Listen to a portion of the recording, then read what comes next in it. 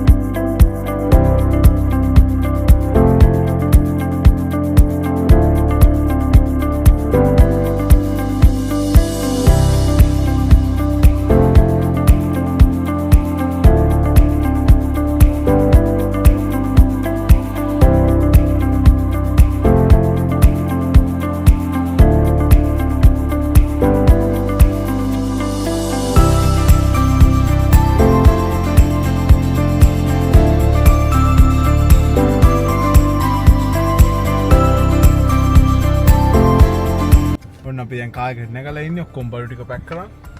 දැන් අපි ගිහිල්ලා බලමු අපිට කීයක් හම්බ වෙයිද. හෝම්ලස් අය කී දෙනෙක්ට කන්න දෙන්න පුළුවන් වෙයිද.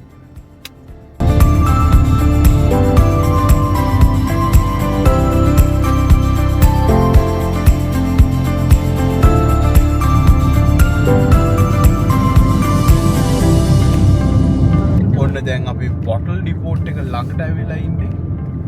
බලමු මොකද්ද මේ අපි රීසයික්ලින් කරන තැන අපිට සල්ලි දෙන්න යන්නේ කොතනින්ද කියලා.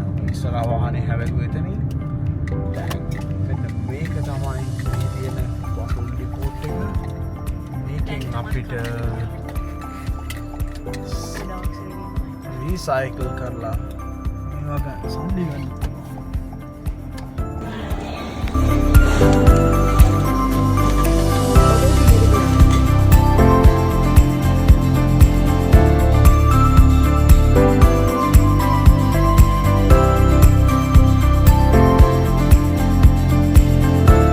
ඉතින් ඔන්න ඔහොම තමයි අපේ කැනඩේක දවස ගෙවුණේ අද ජුලයි 1 වෙනිදා.